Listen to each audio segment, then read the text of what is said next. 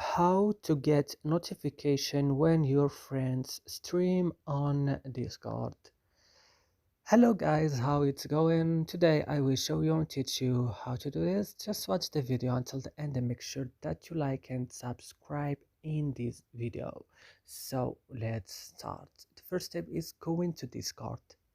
After this guys, when Discord is open, and as you see here, you will just go down here on your profile, and your profile you will open it like this, and then you will have a long list. You will just go down to notification here, and you will click, and you will go to other notification here to get notification when your friends stream.